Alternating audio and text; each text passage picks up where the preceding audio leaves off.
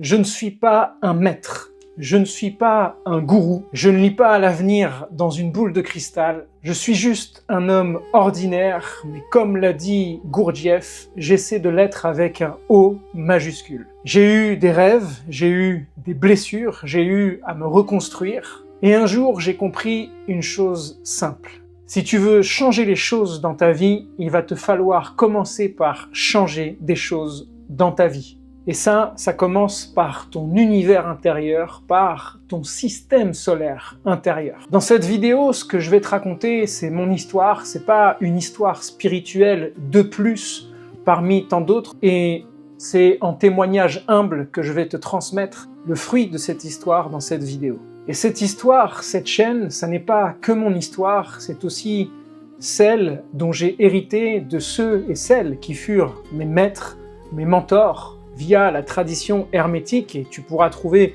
plein de ressources dans cette chaîne qui pourront te guider sur qu'est-ce que l'hermétisme, incluant l'astrologie, la magie, la kabbale, la mythologie, l'alchimie et le symbolisme. Et j'y inclus aussi tous les arts énergétiques, puisque les arts martiaux viennent de plein fouet nous mettre en face de cet art énergétique, c'est-à-dire la véritable nature de ce que nous sommes.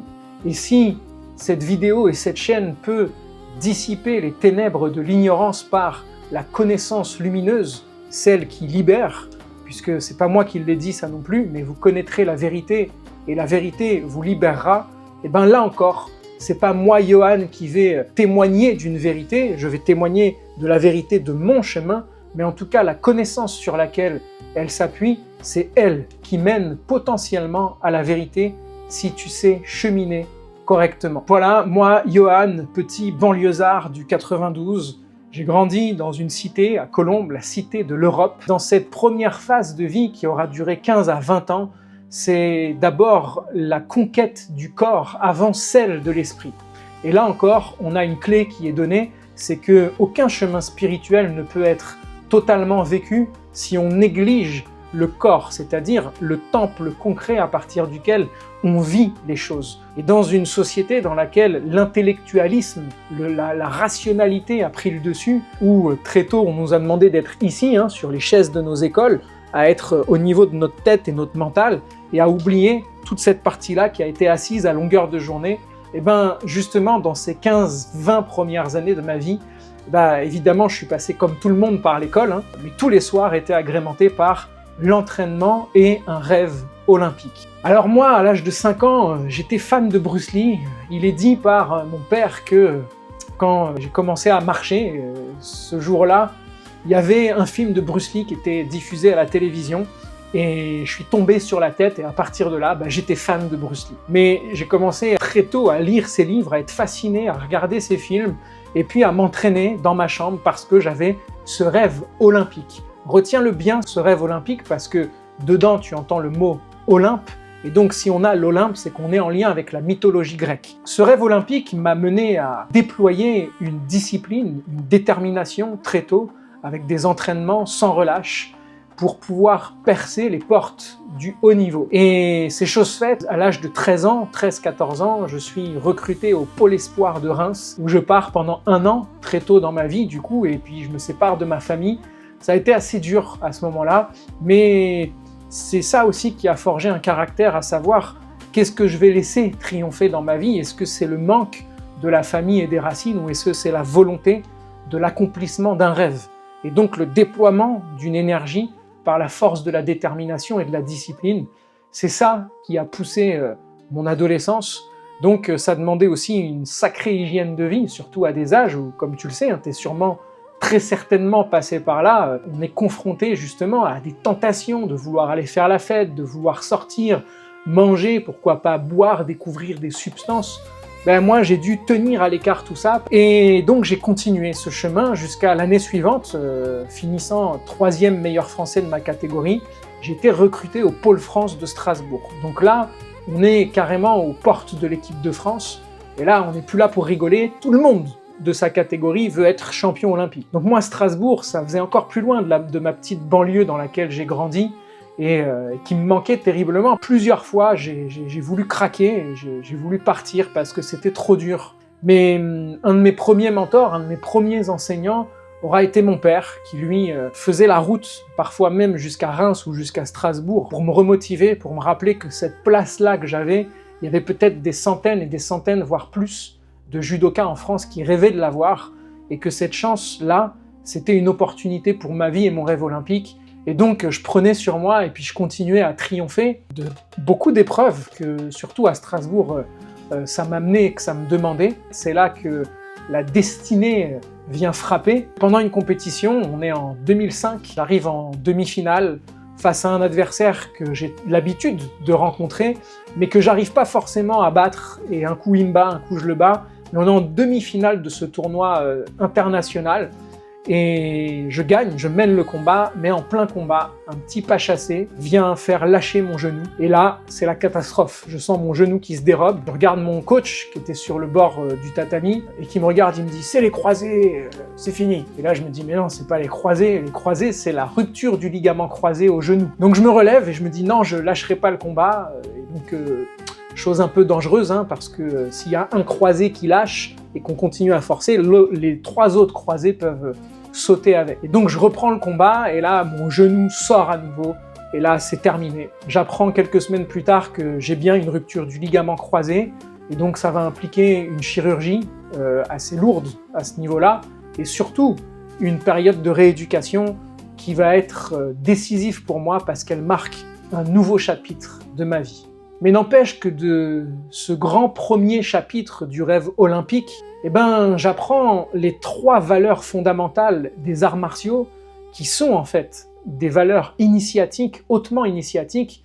Je les avais pas forcément conscientisées comme je vais te les nommer là aujourd'hui, mais à cette époque-là, je les expérimente directement dans la difficulté du tatami. Ces 3 étapes, ces 3 valeurs martiales qui peuvent t'aider sur ta route, la première, c'est entraide et prospérité mutuelle. L'entraide et la prospérité mutuelle, on pense que les arts martiaux, c'est un art individuel, mais en fait, on est en train de progresser ensemble par l'adversité. Donc, quand j'ai des adversaires qui sont des problèmes, eh ben en fait, eux viennent m'aider à m'entraîner pour que je perfectionne mes techniques. Moi, je fais la même chose pour eux, puisque je leur sers de partenaire.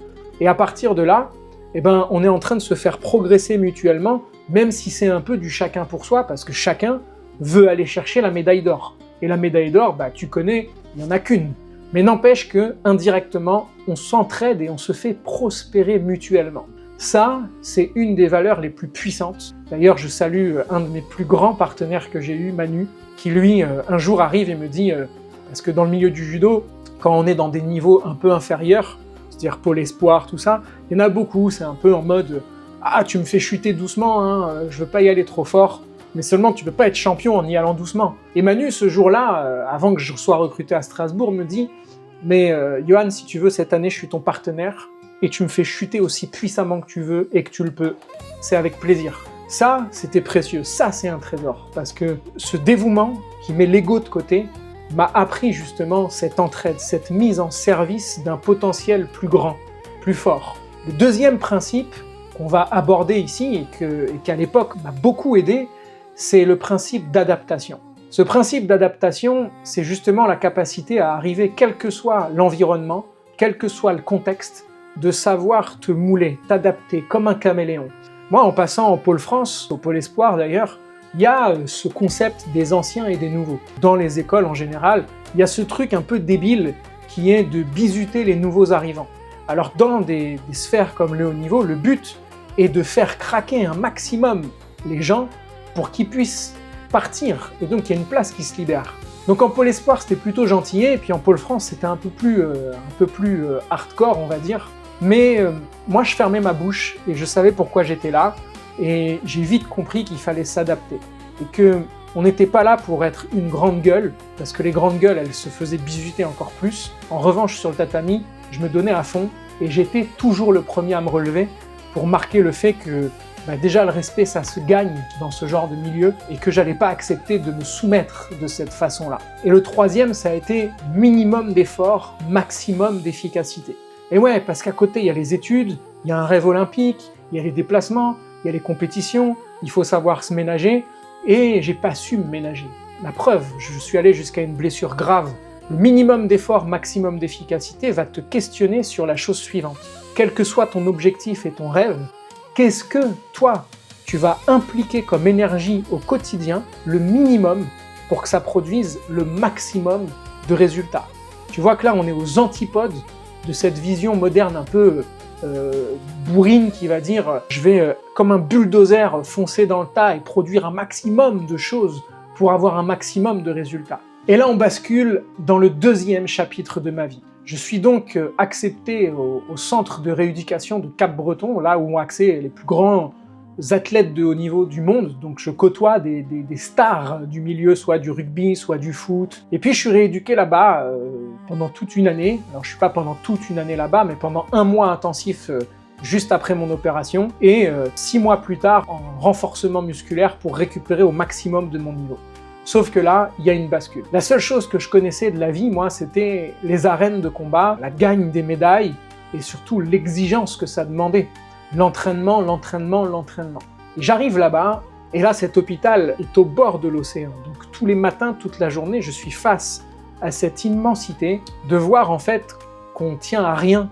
Parce que à cette époque-là, je me dis, waouh, il m'a fallu 15-20 ans pour forger un cheval, mon corps, un mental d'acier, pour qu'en une seconde, une seule seconde, tout s'effondre. Et là, je suis face à cet océan, et cet océan me révèle à moi-même quelque chose de magique, c'est que tout ce que cet océan présente à mes yeux, cet infini, c'est tout ce que je ne connais pas de la vie. Et là, commence à naître un appel puissant à l'intérieur de connaître les dessous de la vie, ce qui est derrière le voile. Et là, je me dis, ok, je veux une vie hors du commun. Je vais arrêter la compétition, je vais arrêter le guerrier, je veux transmettre. Je vais passer mon brevet d'état, à l'époque ça s'appelait pas un diplôme d'état, c'était un brevet d'état, d'enseignant d'arts martiaux. Je veux plonger dans la tradition martiale, je veux rencontrer des maîtres, je veux rencontrer des sages, je veux acquérir des outils qui vont me permettre d'aller découvrir qui je suis vraiment. Et là, une quête intérieure, une quête spirituelle démarre. J'étais lancé dans la plus grande de toutes les aventures que la vie m'avait présentées jusque-là.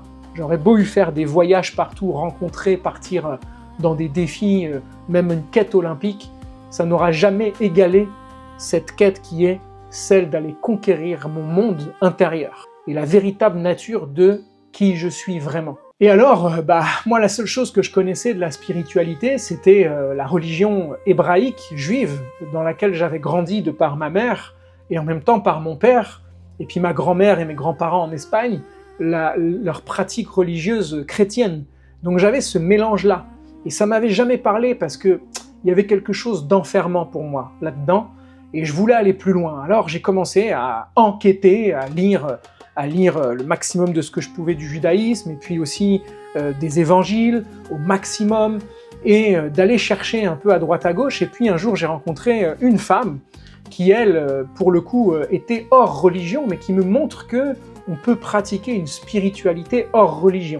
Et ça, c'est deux choses complètement différentes. Il y a encore l'amalgame aujourd'hui de ce concept-là. La spiritualité n'est pas la même chose que la religion, même si la religion est censée nous connecter à une forme de spiritualité. C'était du New Age, on parlait de maîtres ascensionnés, d'énergie, on parlait de co-création, de vibration, c'était le début du quantique, le yoga était même pas connu encore à l'époque, et donc je plongeais là-dedans, il y avait quelque chose qui sonnait creux. En tout cas, ce chemin-là n'était pas pour moi, mais il a fallu que j'y passe, il a fallu que j'y aille là-dedans, et donc il a été salvateur. C'est pour ça que je jette pas non plus la pierre sur le New Age, parce que c'est aussi une façon d'aller libérer son esprit du dogme religieux, on va dire, pour aller un peu plus en profondeur, ou en tout cas plus en extérieur de ça, et ça peut permettre justement de replonger plus en profondeur dans une tradition bien spécifique. Et là s'ouvre alors le troisième chapitre, puisque en passant tous ces diplômes qui me permettent de rencontrer des sages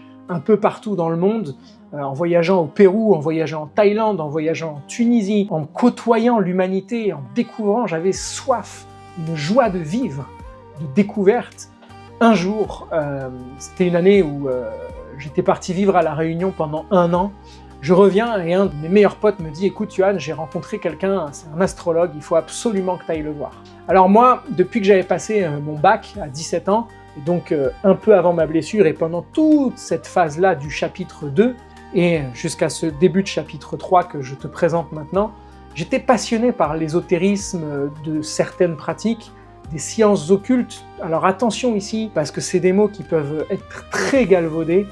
On parle justement de toutes les techniques qui relèvent du symbolisme, toutes les techniques qui relèvent du langage permettant d'entrer en contact avec ce que nous on appellerait en Occident l'inconscient, et de venir se connecter au monde de l'âme et de faire descendre l'esprit, de se connecter au monde spirituel par des outils, par des pratiques. Quoi qu'il en soit, moi j'étais fasciné par le zodiaque depuis toujours, sans pouvoir l'expliquer. Mais à chaque fois que j'ouvrais un livre d'astrologie, je le refermais aussitôt parce que ça me parlait pas. Pour moi c'était bullshit, c'était un truc, là, ça résonnait pas avec un élan en moi qui cherchait à s'exprimer et qui n'était pas en lien avec cette mouvance-là. Et donc, je reviens de l'île de la Réunion, où je m'étais réuni, et j'étais pas très en forme d'ailleurs, parce que j'avais vécu une bonne déprime là-bas pour la première fois de ma vie. Et pour cause, il fallait que j'aille en profondeur dans la descente des enfers pour pouvoir remonter avec un cadeau. Ce cadeau s'est présenté par ce premier astrologue. On est dans son bureau, il y a qui dégage une force qui est magnifique, avec les signes du zodiaque et les planètes, je comprends rien, mais je sens mon cœur qui est ouvert en grand et que ça pulse le même appel que quelques années auparavant au bord de l'océan à Cap-Breton. Et là, cet astrologue, en l'espace de 5 minutes, il arrive à mettre des mots sur des problématiques que j'ai dans ma vie, il arrive à mettre des mots sur des choses que j'ai jamais réussi à expliquer par moi-même, ni même à mettre en mots. Il arrive à nommer des choses que je n'avais jamais racontées à personne en l'espace de 5 minutes. Et on reste 2 heures. 2 heures où je suis en face d'un outil là, qui n'est pas prédictif, il n'est pas question de voyance, il est un humain parmi les humains, et on ne dirait pas que c'est un astrologue, quoi. Sauf que la connaissance qu'il a permet d'aller toucher des zones qui sont exactement celles que je voulais toucher pour pouvoir partir à la connaissance de moi-même et en quête. Ce jour-là, je tombe amoureux de l'astrologie, je sais que j'ai trouvé l'outil par lequel je veux faire cette exploration et partir à l'aventure de la quête de soi, et je lui demande de me former. C'est le premier enseignant qui me prend sous son aile et qui pendant 1 an me transmet toutes les bases de l'astrologie, toutes les techniques, très méticuleux, très rationnel et surtout très concret. On n'est pas perché dans les étoiles, on se sert de la carte des étoiles pour nommer des choses concrètes qu'il y a à dépasser pour se réaliser. Et ça marche. Tu vois, quand je te dis « on juge l'arbre à ses fruits », c'est que je ne serais pas là en train de te faire l'éloge de l'astrologie si elle n'avait pas eu des résultats dans ma vie concrets. On n'est pas dans une astrologie où il faut rester assis et surtout rien faire en attendant qu'une planète vienne te servir sur un plateau ce pourquoi tu te questionnes. Rappelle-toi, si tu veux changer des choses dans ta vie, il faut que tu commences par changer des choses dans ta vie. Et bien l'outil astrologique permet concrètement, comme un effet miroir, de te refléter ta carte de ton ciel intérieur, de ton monde intérieur, et comme tu l'as sous les yeux, tu vois ce qu'il y a à dépasser. Et ça, c'est absolument fantastique. Pendant 1 an, je pars à Nice, je vis là-bas dans le sud de la France, et en fin de cette année, je croise un monsieur dans les montagnes qui me dit « Ah, toi, tu pratiques l'astrologie, je connais un astrologue qui est dans les collines pas loin de Manosque, si tu veux, je te mets en contact avec lui. » Moi, des gens qui se prétendaient astrologues, j'en connaissais, j'en avais rencontré pendant toute cette année-là, mais ça me parlait pas.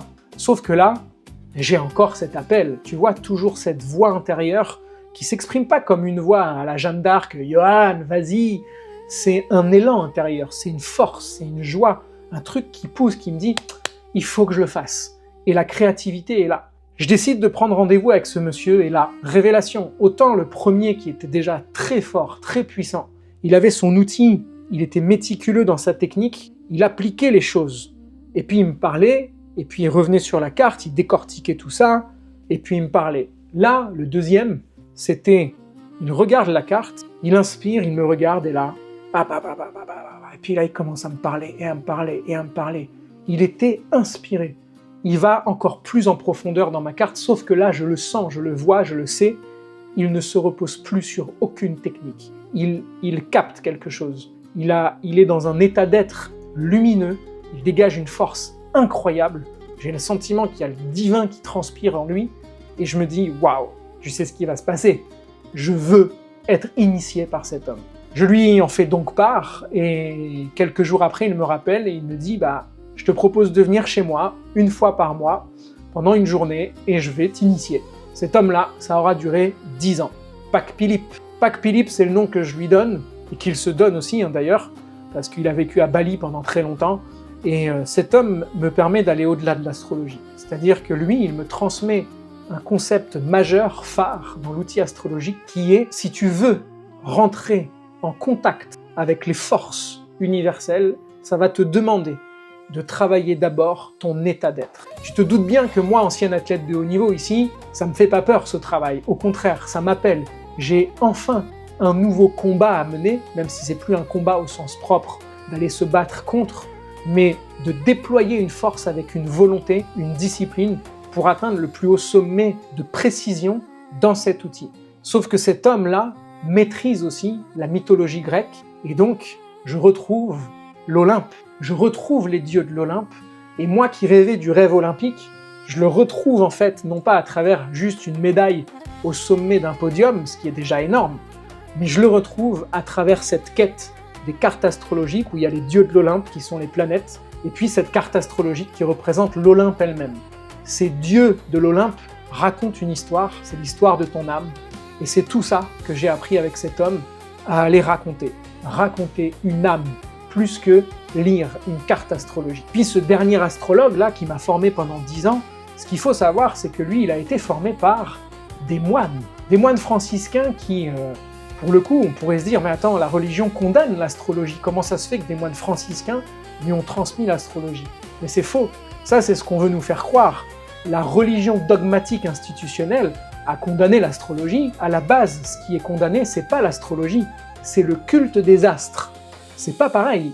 Et donc, ces moines avaient une connaissance qu'on appelle la gnose, alors pas la gnose pervertie, la gnose profonde, c'est-à-dire la connaissance, c'est ce que veut dire le mot gnose, et ils avaient la connaissance intime des textes religieux, des évangiles, de l'enseignement du Christ, etc. Et c'est tout ça que va me transmettre cet enseignant, notamment via la Kabbale, via l'alchimie, via une forme de magie, mais pas celle que tu penses, on n'est pas avec des trucs de manipulation ou autre, on est dans un processus intérieur plus qu'autre chose, et évidemment le symbolisme. Ça dure 10 ans, donc t'imagines qu'on a eu le temps d'en voir passer des choses, et je ne comptais pas, j'allais le voir autant que je pouvais, et ça a amené vraiment une dimension sacrée dans ma vie.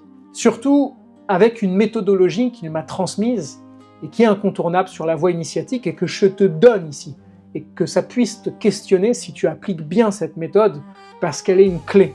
Une méthode, dis-toi bien que c'est pas un truc qui est pondu comme ça du jour au lendemain. Une méthode, c'est une stratégie qui a été éprouvée depuis suffisamment longtemps, pendant suffisamment de temps, pour pouvoir justement être accomplie, pour pouvoir prouver qu'elle fonctionne. On a besoin d'un enseignant, quelqu'un qui va nous guider. Cet enseignant, il nous fait un cadeau incroyable. Toutes les années, les dizaines et dizaines et dizaines et dizaines d'années qu'il a passé à éprouver un outil ou une connaissance ou un savoir, il va te faire gagner un temps inestimable. Il te dit, moi je suis passé par là, donc je vais t'éviter d'y passer pour que tu ailles plus loin que moi. Parce que moi je pourrais plus aller plus loin. L'âge que tu as aujourd'hui te permet d'aller escalader cette montagne, où moi je sais que c'est là qu'il faut aller, mais j'ai plus les capacités pour le faire. Et là, on est dans la tradition initiatique. L'élève doit dépasser le maître. Et on arrive progressivement au chapitre 4, où en 2017, à force de cheminer, donner des cours à droite à gauche, à faire des consultations, des séances, la vie me fait un cadeau inestimable. J'hérite, enfin je rachète, mais c'est un héritage spirituel pour moi, d'une famille très connue dans le milieu des arts martiaux, d'un dojo. Alors un dojo, c'est un lieu où on pratique les arts martiaux, donc c'est sacré, c'est pas un gymnase, c'est un lieu dédié à ça, au cœur de Paris, au cœur de la capitale, dans les Batignolles. J'hérite de ce dojo. Je me retrouve avec 160 élèves, même un peu avant l'année Covid, 200 élèves sous ma responsabilité, à qui je transmets l'art martial dans son approche traditionnelle et spirituelle. Donc ça, c'est plutôt en fin de journée, tous les jours. Et en journée, je reçois des gens dans ce dojo, et j'éprouve, entends dans le mot éprouver, épreuve, mais pas dans son sens négatif, dans son sens étymologique. Exprimer la preuve. Ça me permet d'exprimer la preuve de la connaissance qui m'est transmise. Tout ce que j'ai été transmis en arts martiaux, tout ce que j'ai été transmis en astrologie, tout ça, je peux l'éprouver parce qu'il est temps maintenant de devenir l'enseignant qui va transmettre. Quel est le lien avec tout ça? Astrologie, arts martiaux, les sciences initiatiques, on parle de l'énergie là, on parle de maîtrise de l'énergie. Quand on fait des arts martiaux, on cherche à maîtriser notre corps et notre esprit, je devrais plutôt dire notre mental, et donc tout notre monde intérieur, notre sphère psychique, nos émotions, nos pensées et tout ça.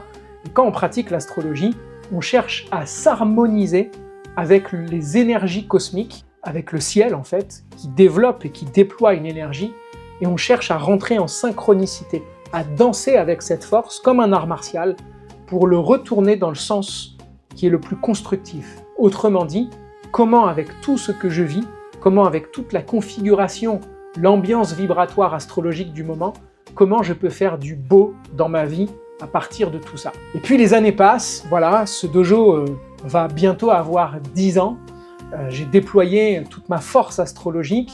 J'ai rencontré au cours de la route un autre astrologue qui est devenu un vrai ami pour le coup, qui lui est un astrologue védique de l'Inde et qui m'a transmis aussi ses connaissances et qui m'a montré toute la dimension spirituelle qu'on peut avoir dans l'astrologie de l'Inde.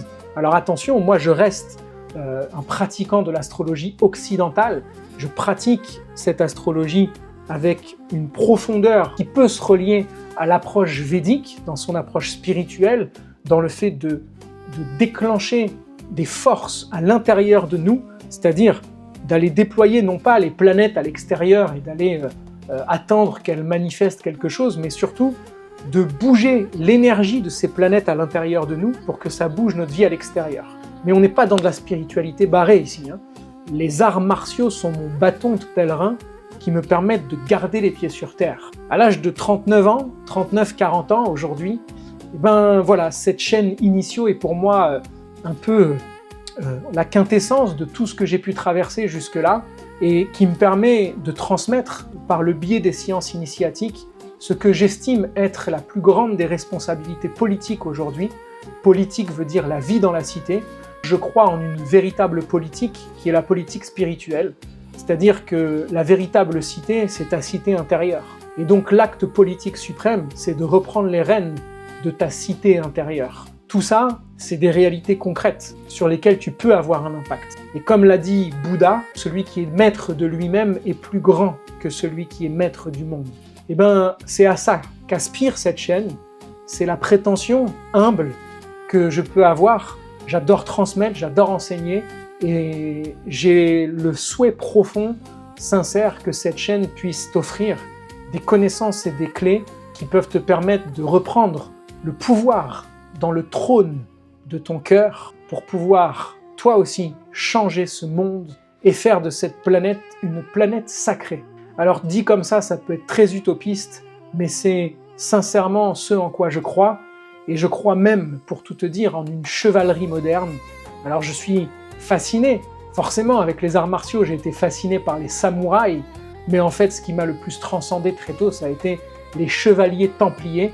Je t'invite d'ailleurs à regarder l'émission sur la chaîne ABC Talk sur le trésor des Templiers, dans laquelle je te transmets beaucoup de clés. La chevalerie templière, c'est une chevalerie qui vient redorer le blason du masculin. Alors des hommes en général, mais aussi du masculin, l'énergie masculine présente aussi dans les femmes. Je pense sincèrement que ce monde peut changer si les hommes masculins, les hommes, mettent leur épée au service de quelque chose de plus grand, au service du divin, au service de l'univers, au service de la conscience de lumière. J'espère vraiment te donner toutes ces clés sur cette chaîne, via aussi l'école Initio qui te propose beaucoup de formations, Astro Dojo qui est la chaîne via laquelle je passe des données astrologiques, des enseignements astrologiques, mais tout passe par cette chaîne ici, Initio. En tout cas, je suis disponible aussi pour des consultations privées. Tu pourras voir sur les sites internet qu'il y a beaucoup d'événements, beaucoup de choses qui sont proposées. Mais quoi qu'il en soit, je souhaite sincèrement que nos épées de lumière se croisent dans une dimension verticale au service d'un idéal élevé de faire de cette humanité une humanité lumineuse sur cette planète sacrée. Alors, bienvenue sur cette chaîne. Je suis persuadé que le monde n'a pas besoin de plus de croyants, mais de plus d'êtres responsables qui sont dans l'action de cette lumière. Si toi aussi tu veux voir ce monde changer et que tu penses qu'un acte politique est nécessaire, voilà cet acte politique spirituel que je te propose. Change ton univers intérieur et diffuse ta lumière.